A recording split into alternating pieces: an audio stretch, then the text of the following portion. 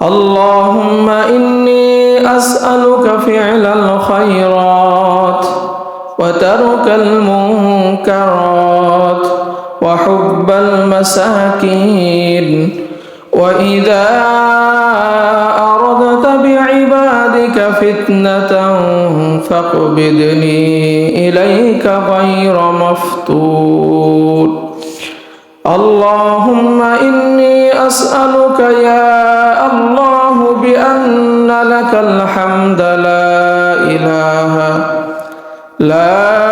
إله إلا أنت منان بديع السماوات والأرض يا ذا الجلال والإكرام يا حي يا قيوم إني أسألك আলহামদুলিল্লাহ সমস্ত প্রশংসা ওই মহান রব্বে কারিমের জন্য যিনি আমাদেরকে রমজানুল মুবারক রমজান মাসে ষষ্ঠ রমজান মাসের প্রথম জুমায় আমাদেরকে গত জুমার ন্যায় আবার দয়া করে মায়া করে ভালোবেসে সুস্থ রেখে তার ঘরে উপস্থিত করে দিলেন।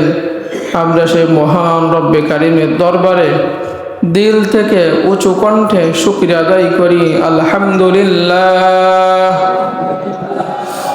রব্বানা লাকাল হামদ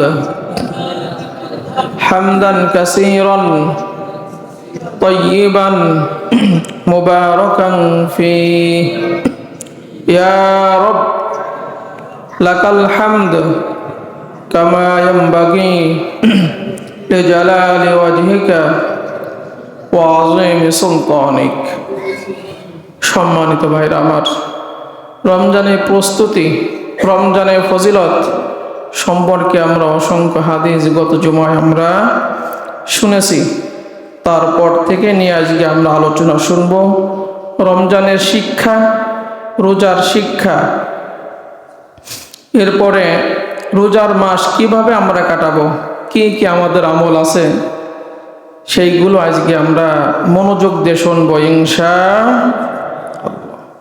গতকাল রাতে বলছিলাম যে রমাদানের আবিধানিক অর্থ হচ্ছে জ্বালিয়ে দেওয়া, পুড়িয়ে দেওয়া।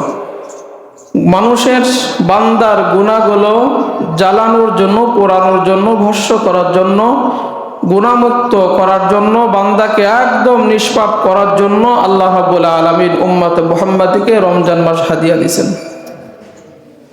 রমজানে প্রবেশ করলে দাখালা আলাইহি রমাদান সুম্মা সালাখা ক্বাবলা আইয়ুগফার লাহু। তোমার গুনাহ মাফ করাইতে পারলে না, নবীজি কি বললেন? তুমি ধ্বংস হয়ে যাও। রমজান আসছে তো গুনাহ মাফ করানোর জন্য। সিয়ামের আবিধানিক অর্থের কথা বলছিলাম, বিরত থাকা। শুধু খাবার থেকে বিরত থাকা না, সমস্ত পাপাচার, নিষিদ্ধ কাজ, অনর্থক কথা, গীবাত করা, মিথ্যা বলা, ঝগড়াঝাটি করা, গালিগালাজ করা, এই সমস্ত নিষিদ্ধ কাজ থেকে বিরত থাকার নামই হচ্ছে সিয়াম, রোজা। তা আল্লাহ রাব্বুল আলামিন আমাদের পাপ মুক্ত এক নিষ্ঠার সাথে এই রোজাগুলো আল্লাহ তাআলা কবুল করে নেন। আমরা বলি আমিন। রোজার শিক্ষাগুলো আমরা দেখি যে রোজার শিক্ষাটা কি আছে, আল্লাহ তাআলা আমাদের জন্য কি দিয়েছেন। যেহেতু আমরা অনেক ফজিলত শুনছি, আজকে আমরা মৌলিক কিছু আলোচনা শুনি। এক নম্বর রোজার শিক্ষা আছে তাকওয়া অর্জন, আল্লাহ ভীতি অর্জন, খোদা ভীতি অর্জন। আল্লাহকে কিভাবে ভয় করতে হবে তার বাস্তব উদাহরণ রোজা। আল্লাহকে ভয় করে খোদা লাগার পরেও খাবার খান না, পানি খান না, নিষিদ্ধ জিনিস দেখেন না, গুনার কাজ করেন না, গীবত করেন না, ঝগড়া করেন না, গালিগালাজ করেন না। এটা কার ভয়ে? আল্লাহর ভয়ে। এটা হচ্ছে তাকওয়ার মাস। 2 নম্বর হচ্ছে আত্মসংযমী করে, সংযম করে। তার মানে সমস্ত নিষিদ্ধ কাজ থেকে রোজা আপনাকে বিরত রাখে, যে রোজা রেখে এইগুলো নিষিদ্ধ কাজ করা যাবে না। 3 নম্বরে রোজা আমাদের শিক্ষা দেয় ধৈর্য। নবীজি বলেন রোজার মাস ধৈর্যের মাস। ক্ষুধা লাগছে, ধৈর্য ধরে আপনার সূর্য ডোবা পর্যন্ত থাকতে হবে। পিপাসা লাগছে, ধৈর্য ধরে আপনার সূর্য ডোবা পর্যন্ত থাকতে হবে। তাই না? এই যে একটা ধৈর্যের মাস, নবীজি বলেন এই ধৈর্যের বিনিময় আল্লাহ রাব্বুল আলামিন তোমাকে জান্নাত দিবেন। সুবহানাল্লাহ। এই ধৈর্য আমাদের শিক্ষা দেয়। 4 নাম্বার শিক্ষা দেয় পরিমিত আহার, বৈধ আহার রোজা আমাদের শিক্ষা দেয়। আপনি জানেন যে আমি যদি বৈধ খাবার দিয়ে ইফতার সাহারি না খাই আমার রোজা হবে না। ইবাদতের পূর্ব শর্ত হচ্ছে হালাল রুজি খাওয়া, পরিমিত খাওয়া। আমরা দেখেন কতটুকুন আমরা খাচ্ছি সাহারিতে, ইফতারিতে, সারাদিন না খেয়ে রয়েছে। এটা স্বাস্থ্যের জন্য একটা প্রায় 15 থেকে 16 ঘন্টা শরীর যে পাকস্থলী, লিভার একটা বিশ্রাম পাচ্ছে। আল্লাহ রাব্বুল আলামিন এর বিনিময় মানব শরীরের নতুন জীবনী শক্তি আল্লাহ রাব্বুল আলামিন আবার ফিরিয়ে দিচ্ছেন। বৈধ আহারের কথা এই জন্য বললাম, নবীজি কাব ইবনে উজ্জা রাদিয়াল্লাহু তাআলা আনহুকে বলতেছেন, কাব ইবনে উজ্জা তোমাকে বলি, কাব ইবনে উজরা, নবীজি বলেন কাব ইবনে উজরাকে আমি বললাম যে হারাম দ্বারা, হারাম বক্ষণ করে পরিপুষ্ট শরীর, নাদুস নুদুস শরীর ওইটা জাহান্নামের জন্য উপযুক্ত। আপনি হারাম খেয়ে শরীরকে খুব তেলতেলে বানালেন, নাদুস নুদুস বানালেন, শরীরের ফিগার ভালো বানালেন। নবীজি বলেন ফিগার ভালো বানাইয়া তুমি কবরে গেলা, হাসরের ময়দানে ওই শরীরকে জাহান্নামের আগুন দিয়ে আল্লাহ রাব্বুল আলামিন পুরাবেন। হারামকে শরীর ভালো বানায় লাভ হলো কি? কারণ নবীজি বলেন হারাম বক্ষণকারী শরীর আল্লাহর জান্নাতে যাবে না। এরপরে আমাদের শিক্ষা দেয় সুশৃঙ্খলাবোধ, সুন্দর আচরণ। রোজা আমাদের শিক্ষা দেয় মানুষের সাথে কিভাবে সুন্দর আচরণ করতে হবে, রোজা এইটা শিক্ষা দেয়। নবীজি বলেন তোমাকে কেউ গালি দিছে, বলো আমি রোজাদার। ঝগড়া করতে আসছে, বলো আমি রোজাদার। মিথ্যা বলার জন্য আসছে, আমি রোজা রেখে মিথ্যা বলি না। আমি গীবত করি না, অনর্থক কথা বলি না, আমি তর্ক করি না। এই যে আপনাকে সুন্দর আচরণ মানুষের সাথে শেখাচ্ছেন, নবীজি বলেন সুন্দর আচরণের দ্বারা মানুষ নামাজ রোজার মতো সব পেতে থাকে। আপনি যতক্ষণ মানুষের সাথে ভালো ভালো আচরণ করেন ততক্ষণ পর্যন্ত আল্লাহ রাব্বুল আলামিন আপনার আমল নামায় নামাজ রোজা সব লিখতে থাকেন। নবীজি বলেন তুমি যদি চাও যে তোমার মরণের সময় কলেমা জারি হবে, তোমার মরণের সময় জবান দিয়ে জারি হবে লা ইলাহা ইল্লাল্লাহ মুহাম্মাদুর রাসূলুল্লাহ, তাহলে মানুষের সাথে তেমনটা আচরণ করো যেমন আচরণ তুমি পছন্দ করো। তুমি যেরকম পছন্দ করো মানুষ আমার সাথে ভালো আচরণ করো, তাহলে তুমিও মানুষের সাথে কি করো? ভালো আচরণ করো। তাহলে মউতের সময় তোমার এই জবান দিয়ে জারি হবে লা ইলাহা ইল্লাল্লাহ, এটা জারি হবে। আর এই কালেমা যদি জারি হয়ে যায়, জীবনের গোলাগুলো মাফ করে দেন কে? এটা আমরা করব। নবীজি বলেন যার উত্তম আচরণ ওই ব্যক্তি পরিপূর্ণ ঈমানদার। পরিপূর্ণ ঈমানদার জান্নাতের সর্বশ্রেষ্ঠ জায়গায় আমি নবী একটা ঘরের জিম্মাদার হয়ে যাব। এজন্য আমরা চাইব, রোজা আমাদের শিক্ষা দেয়, এই সিয়াম আমাদের শিক্ষা দেয় যে মানুষের সাথে সুন্দর আচরণ করতে হবে। 6 নাম্বার আমাদের রোজা শিক্ষা দেয় কোরআন তেলাওয়াত। রোজার মাসে কোরআন তেলাওয়াত অন্য মাসের তুলনায় বাড়ে না কমে? এটা সবাই করে, বাড়িতেও মা বোনেরা করে, আমরাও কম বেশি করি। এই জন্য কোরআন তেলাওয়াতের ব্যাপারে নবীজি বলেন, অনেক হাদিস তো আমি বলছি শুধু কোরআন তেলাওয়াতের, আজকে শুধু বলি। নবীজি বলে একজন মোমেন বান্দা যদি কোরআন তেলাওয়াত করে, নবীজি উপমা দিয়েছেন কমলা লেবুর সাথে, যে স্বাদও আছে ঘ্রাণও আছে। একজন মোমেন বান্দা ইমানদার কোরআন তেলাওয়াত করে না, সে হলো খেজুর খুরমার মতো, স্বাদ আছে কোনো গন্ধ নাই। এই জন্য কমপক্ষে যে সূরা পড়েন সেই সূরাগুলো প্রতিদিন কি করবেন? তেলাওয়াত করবেন। যে মুনাফিক কোরআন তেলাওয়াত করে, নবীজি বলেন সে হচ্ছে ওই ফুলের মতো যার সুঘ্রাণ আছে কিন্তু ওর কোনো স্বাদ নেই। আর যে পাপিষ্ঠ বান্দা মুনাফিক কোরআন তেলাওয়াত করে না, তার স্বাদও নাই, তার গন্ধও নাই, তাদের সাথে নবীজি তুলনা করছেন। এই জন্য মোমেন বান্দার সুঘ্রাণ ছড়ায় এই কোরআন তেলাওয়াতের মাধ্যমে আমরা কোরআন তেলাওয়াত করব। এরপরে রমজান আমাদের শিক্ষা দেয় গরিবদেরকে সহযোগিতা করা। রোজার মাস আসলে আমরা গরিব এতিম মিসকিন যারা আছে এদেরকে সাহায্য সহযোগিতার আমরা হাত বাড়িয়ে দিই, এদেরকে দান সৎকা আমরা করতে থাকি।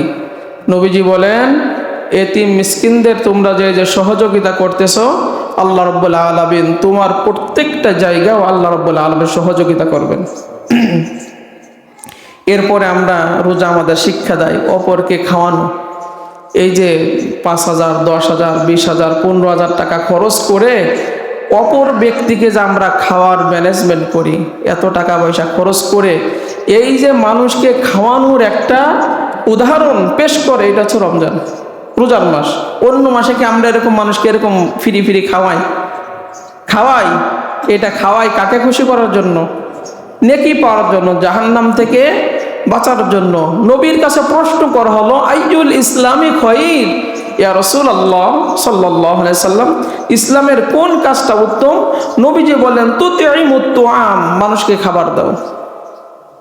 ওয়া তাকরাউস সালাম, মানুষকে সালাম দাও, যাকে চেনো যাকে চেনো না। ইসলামে এই দুইটা কাজ শ্রেষ্ঠ কাজ, মানুষকে খাওয়ানো আর রোজা। মানুষকে কেমনে খাওয়াইতে তার বাস্তব উদাহরণ রোজা পেশ করে। আমরা যখন মানুষকে খাবার খাওয়াই, হাদিসের মধ্যে আমরা পাই নবীজি বলেন, তোমরা যে মানুষকে যে খাবার দিচ্ছ, খাবার খাওয়াচ্ছ, আল্লাহ রাব্বুল আলামিন জান্নাতে নিজে তোমাকে খাবার খাওয়াবেন। সুবহানাল্লাহ, সুবহানাল্লাহ। আমরা এটা রোজা আমাদের এই শিক্ষা দেয়। 9 নম্বর রোজা আমাদের শিক্ষা দেয় তাহাজ্জুদ নামাজ কেমনে পড়তে হয়। তাহাজ্জুদের ওয়াক্তে, অন্য ওয়াক্তে আমরা উঠতে পারি না, অন্য সময় 11 মাসে, কিন্তু রমজান মাসে তাহাজ্জুদের ওয়াক্তে ওঠার সুযোগ আছে না নাই? আছে না? তাহাজ্জুদের নামাজে দাঁড়িয়ে যান।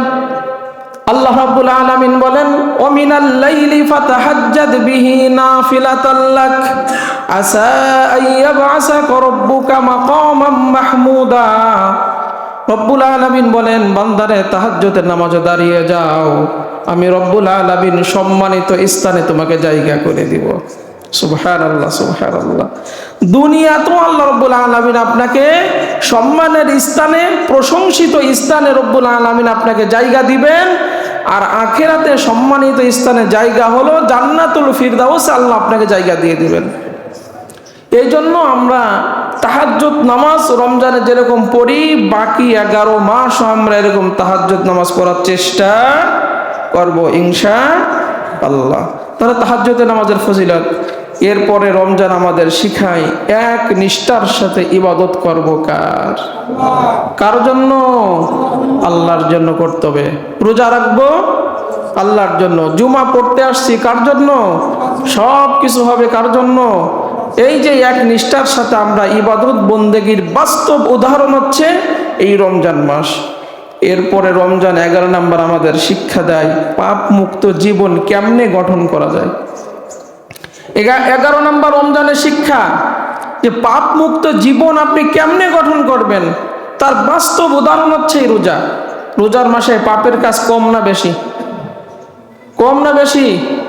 কম। মানুষ সংযত হয়ে চলে, এমনকি দোকানেও মানুষ কি করে? পর্দা লাগাইয়ে চলে না? এই যে গোপনে গোপনে চলে। এজন্য রোজার মাসে এই পাপের কাজটা কম হয়, প্রকাশ্যে পাপাচার। অন্য মাসে ধরেন যদি একটা বিয়ে হইতো, মুসলমানি হইতো, গান বাজাইতো না? বাজাইতো। ধরেন রোজার মাসে আল্লাহ না করুক রাতে একটা বিয়ের আয়োজন হয়েছে, এবার প্রকাশ্যে গান বাজানোর সুযোগ আছে? ইচ্ছা থাকলেও কি পারে? কি বলে সবাই? এক কথা বলে, রোজার মাস, খবরদার এই কাজ করা যাবে, ঠিক না ভাই? এইটাই বাস্তবতা। এই জন্য রোজার মাসে পাপের কাজ কম। যারা রোজা রাখে না ইচ্ছা করে, তাদের শাস্তি শুনবেন। নবীজি বলেন, 2 জন ফেরেশতা আমার কাছে আসলো, এসে আমার বাহু ধরে একটা উঁচু পাহাড়ে নিয়ে গেল। আমি উঠতে পারি না। তারা বলল, আপনাকে সহযোগিতা করা হবে। আমাকে সহযোগিতা করে ভর করে উঁচু পাহাড়ে নিয়ে গেল। নবীজি বলেন, স্বপ্ন দেখি। এরপরে দেখি সেখানে আমরা এই যে যখন ছাগল চুলি, গরু চুলি, ঠ্যাং দেখছেন এই পিছনের রগের মাঝখানে ছিদ্র করে এরকম ঝোলাই রাখি, দেখছেন খেয়াল করে? নবীজি বলেন, ওই রগের সাথে ওই হাড্ডি আর রগের মাঝখানে ছিদ্র করে রশি দিয়ে দেখলাম একজন ব্যক্তিকে বাদায় ঝোলাই রাখছে। চিন্তা করছেন, মাথা নিচের দিকে, পা এরকম রশি বাঁধায় ঝোলায় রাখছে, খুব চিৎকার করতেছে। আমি জিজ্ঞাসা করলাম, ভাই এ কারা? নবীকে বলা হলো, এরা হচ্ছে তারা যারা রোজা রাখে না, যারা ইফতারের আগে রোজা ভেঙ্গে দেয়, রোজা যারা রাখে না, তাদেরকে আল্লাহ রাব্বুল আলামিন ওই ছাগলের ঠ্যাঙের যেরকম রশি বাঁধাইয়া ঝোলাইয়ে চামড়াগুলো ছেলে, আল্লাহ রাব্বুল আলামিন ওদেরকে ওইভাবে বিনা কারণে যারা রোজা রাখে না, ওদেরকে আল্লাহ রাব্বুল আলামিন ঠ্যাঙের ওই টাকনুর ওইখানে রশি বেঁধে ঝোলাবেন, এরকম শাস্তি দিবেন।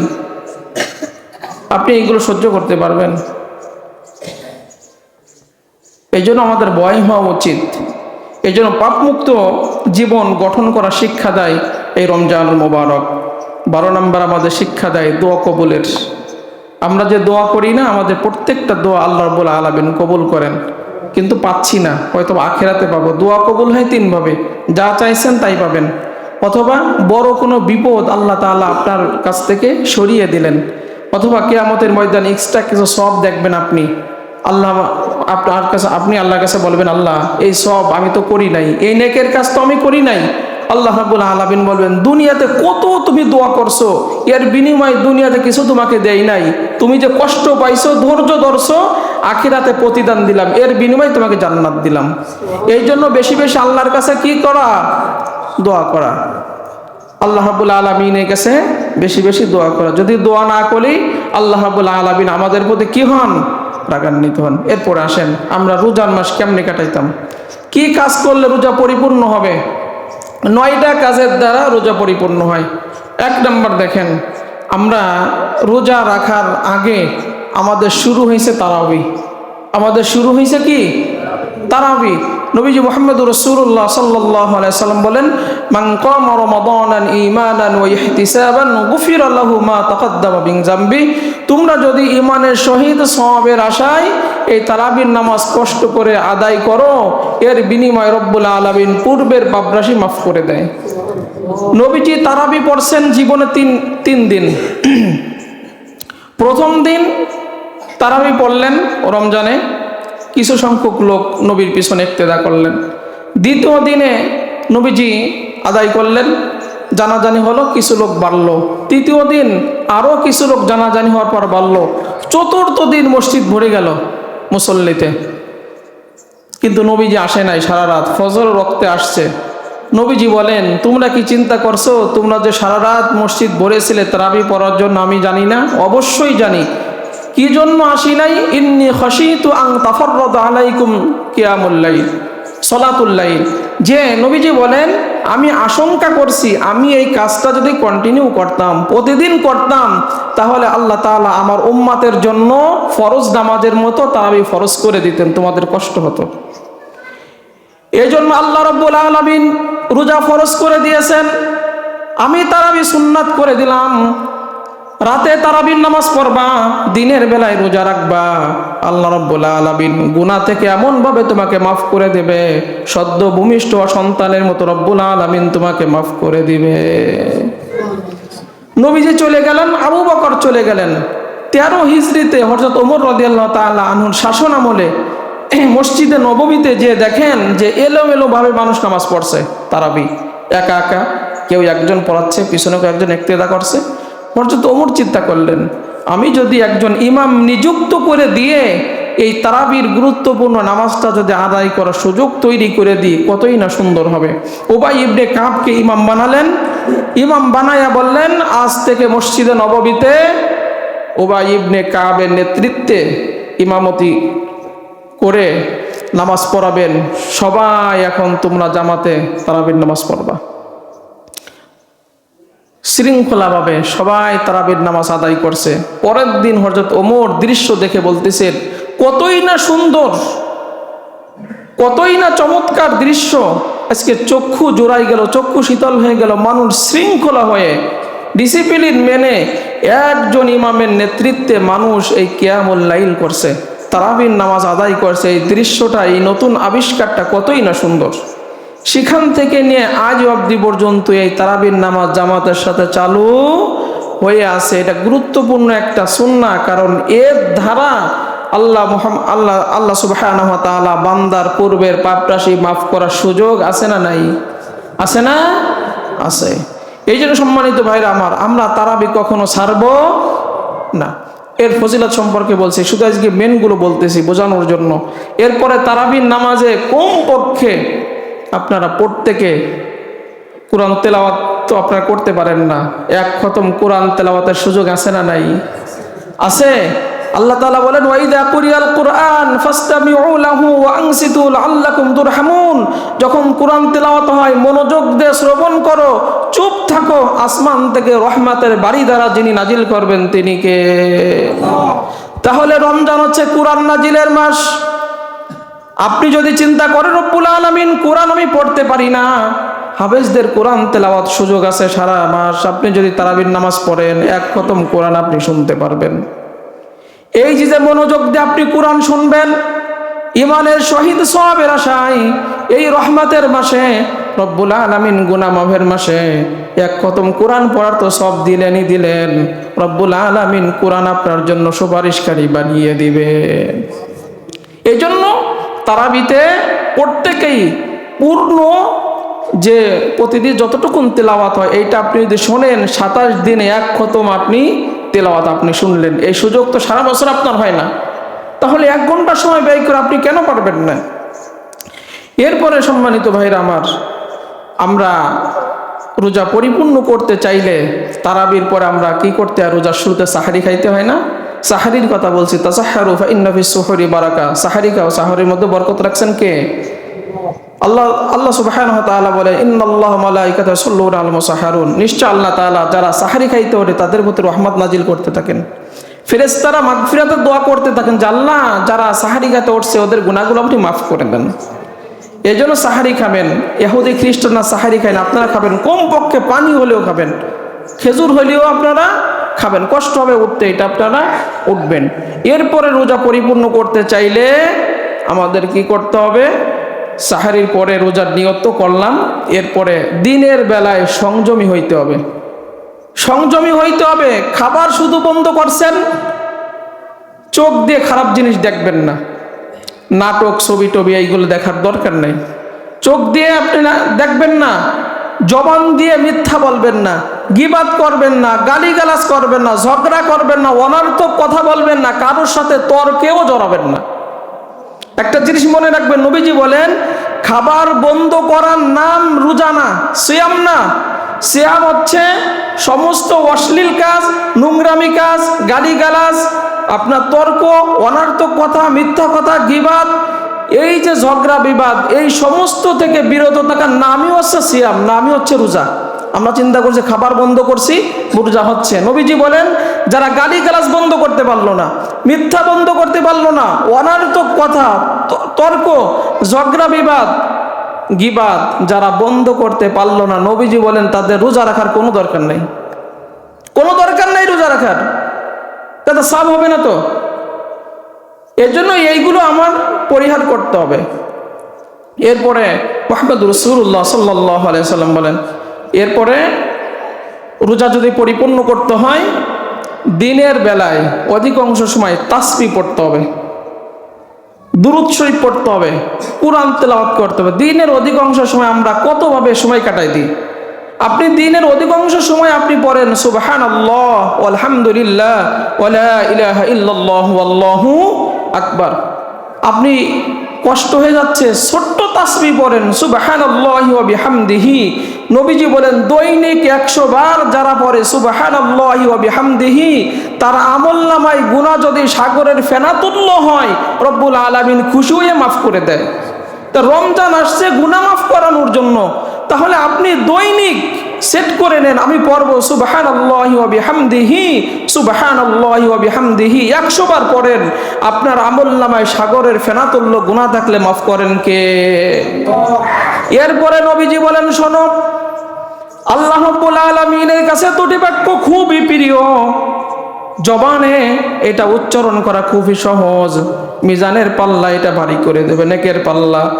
তাহলে তুমি পড়ো সুবহানাল্লাহি ওয়া বিহামদিহি সুবহানাল্লাহিল আযীম।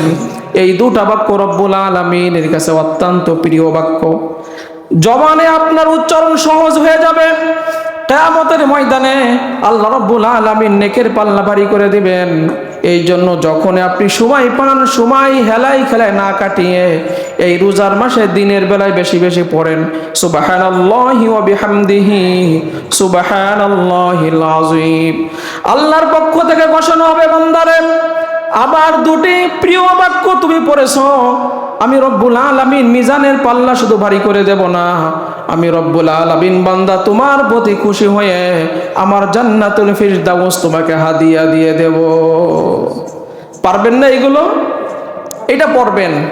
এরপর নবীজি বলেন দৈনিক 360 বার। আল্লাহ তাআলা আমাদের শরীরে 360টা জোড়া দিছেন, কমপক্ষে 360টা যদি আপনি পড়েন আল্লাহু আকবার, আলহামদুলিল্লাহ, সুবহানাল্লাহ, লা ইলাহা ইল্লাল্লাহ, আস্তাগফিরুল্লাহ, অথবা আল্লাহু আকবার, আলহামদুলিল্লাহ, লা ইলাহা ইল্লাল্লাহ, সুবহানাল্লাহ, আস্তাগফিরুল্লাহ, এই 5টা বাক্য যদি আপনি দৈনিক 360 বার পড়েন, 360টা ঢাল দিয়ে কিয়ামতের ময়দান রব্বুল আলামিন জাহান্নাম থেকে আপনাকে বাঁচাই দিবেন। এই জন্য সম্মানিত ভাইরা, আমরা এই তাসবিহগুলো পড়ব, বেশি বেশি রোজার মাসে দুরূদ পড়ব। দুরূদ পড়লে সাথে সাথে 10টা রহমত নাজিল করেন কে? 10টা গুনাহ মাফ করে দেয়। নবীজি বলেন আমার সুপারিশ অজীব হবে, আমার সাথে তোমাকে জান্নাতে জায়গা দেওয়া হবে। এই জন্য বেশি বেশি করে দুরূদ পড়বেন। নবীজি উবাই ইবনে কাব রাদিয়াল্লাহু তাআলা আনহু, নবীজি মুহাম্মদুর রাসূলুল্লাহ সাল্লাল্লাহু আলাইহি সাল্লামের কাছে এসে বলতেছেন, আমি অধিক আপনার জন্য দুরূদ পড়ি। আমি দোয়ার জন্য একটা সময় নির্ধারণ করছি, আমি কতটুকুন দুরূদ সেখান থেকে আপনার জন্য পড়ব। ছোট্ট করে সংক্ষেপে করে বলি যে উবাই ইবনে কাব বলতেছে, রাসূলুল্লাহ সাল্লাল্লাহু আলাইহি সাল্লাম, আমি দোয়ার জন্য যে সময়টা নির্ধারণ করছি 3 ভাগের 1 ভাগ যদি আপনার প্রতি দুরূদ পড়ি, বাকি সময় দোয়া করি। নবীজি বলেন যে তোমার মনে যা চাই তাই করো, যদি অধিক পরিমাণে দুরূদ পড়ো তোমারই লাভ হবে। ওই ব্যক্তি বলল, আমি যদি আমার দোয়ার অর্ধেক সময় যদি দুরূদ পড়ি, বাকি সময় দোয়া করি। নবীজি একই কথা বললেন, মনে যা চাই করো, বেশি দুরূদ পড়লে তোমার ফায়দা হবে। ওই ব্যক্তি আবার বলে, রাসূলুল্লাহ সাল্লাল্লাহু আলাইহি সাল্লাম, আমার যে দোয়ার নির্ধারিত যে সময় 3 ভাগের 2 ভাগ যদি দুরূদ পড়ি, 1 ভাগ সময় দোয়া করি, কি হবে? নবীজি বলেন, মনে যা চাই তাই করো, যদি অধিক পরিমাণে দুরূদ পড়ো তোমার লাভ হবে। এক পর্যায়ে উবাই ইবনে কাব বলেন, ইয়া রাসূলুল্লাহ সাল্লাল্লাহু আলাইহি সাল্লাম, আমি দোয়ার সম্পূর্ণ সময়টা, যে সময়টা নিয়ে আমি দোয়া করব, ওই সময় দোয়া না করে আপনার উপর শুধু দুরূদই পড়ব। নবীজি দুটো সুসংবাদ দিলেন উবাই ইবনে কাবকে, যে সময়টা তুমি দোয়ার জন্য নির্ধারণ করেছো, দোয়া না করে যদি আমার উপরও যদি শুধু দুরূদ পড়তে থাকো, তাহলে আল্লাহ রাব্বুল আলামিন দিন দুনিয়ার নেক মাকসাদগুলো, নেক আশাগুলো তোমার পূরণ করে দেবে। আল্লাহ রাব্বুল আলামিন খুশি হয়ে তোমার জীবনের সমস্ত গুনাহগুলো মাফ করে দেবে। নবীর উপর দুরূদ পড়ার কারণে আল্লাহ তাআলা গুনাহ মাফ করে দেয়, দুনিয়ার জায়েজ নেক আশাগুলো আল্লাহ পূরণ করে দেয়। আর আখিরাতের জায়েজ আশা হচ্ছে আমরা জান্নাতে যাব। আখিরাতে আমাদের চাওয়া কি? একটা আশা না, দিলের তামান্না না? আমরা প্রত্যেকে জান্নাতে যেতে চাই না? জান্নাতে যেতে চান? তাহলে বিশ্বনবী মুহাম্মদুর রাসূলুল্লাহ সাল্লাল্লাহু আলাইহি সাল্লামের উপরে রোজার মাসে বেশি বেশি কি পড়বেন? দুরূদ পড়বেন। এরপরে রমজান কুরআন নাজিলের মাস, বেশি বেশি রমজান মাসে কুরআন তেলাওয়াত করবেন। কুরআন তেলাওয়াত পারেন না, পেজগুলো শুধু খুলে খুলে হাত দিয়ে আপনি দেখেন, লাইন বাই লাইন দেখেন, 10টা সূরা মুখস্থ, 10টা সূরা আপনি হাঁটতে চলতে পড়তে থাকেন।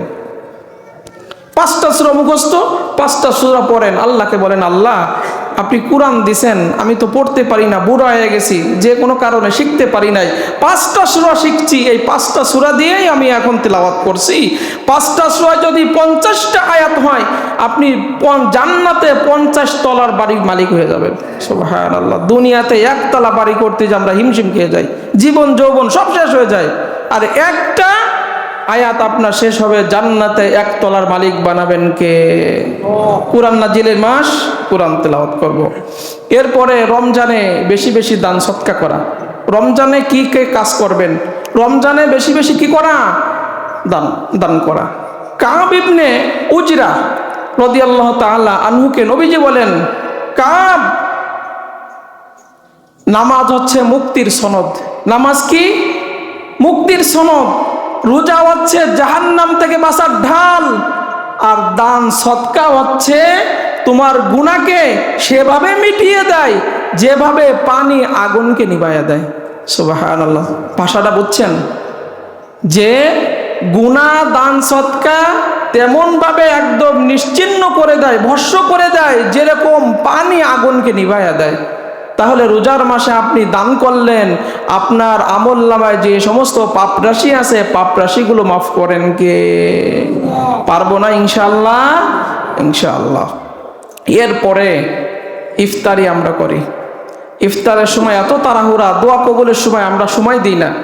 দোয়া করবেন যত চাওয়া পাওয়া আছে, ইফতারের সময় রোজাদারের দোয়া অবশ্যই কবুল হয়, কবুল করবেন। অথচ আমরা কথাই মোটে বন্ধ করতে পারি না, কথাই মোটে বন্ধ করাতে পারলাম না, এত ওয়াজ নসিহত করে। খবরদার ভাই, দোয়া কবুলের সময় অবশ্যই দোয়া কবুল হয়। ইফতারি করবেন তাড়াতাড়ি। নবীজি বলেন যে মুসলমান ততদিন বিজয় লাভ করবে, দিন ইসলাম ততদিন বিজয় লাভ করবে, মুসলমান ততদিন কল্যাণের সাথে থাকবে যতদিন তারা সূর্য ডুবার সাথে সাথে ইফতারি করবে। আমাদের বাড়ির মা বোনেরা হাঁস মুরগি গরু বাছুর উঠাইতে যে ওইখানে 10-15 মিনিট লস করে। এটা ইহুদিদের কাজ, খ্রিস্টানদের কাজ, নবীজি বলছেন। এর জন্য কোনো মুসলমান বাড়িতে, প্রত্যেক বাড়িতে মেসেজ পৌঁছাই দিবেন, যখনই সূর্য ডুবে গেছে, আজান হোক বা না হোক, টাইম হয়ে গেছে, আপনি ইফতারি করবেন। এইটা আপনার ঘরের মধ্যে কল্যাণ আসবে, বরকত আসবে, রহমত আসবে। আর আপনি ওই গরু বাছুর উঠাইতে যাবেন, হাঁস মুরগি উঠাইতে যাবেন, ওইটা ইহুদিদের কালচার। খবরদার, এটা আমরা কেউ করব না। ইফতারের সময় আমরা দোয়া পড়ব, আল্লাহুম্মা লাকা সুমতু ওয়া আলা রিজকিকা আফতারতু। আল্লাহ, আপনার জন্য রোজা রাখছি, আপনার রিজিক দিয়ে ইফতারি করছি।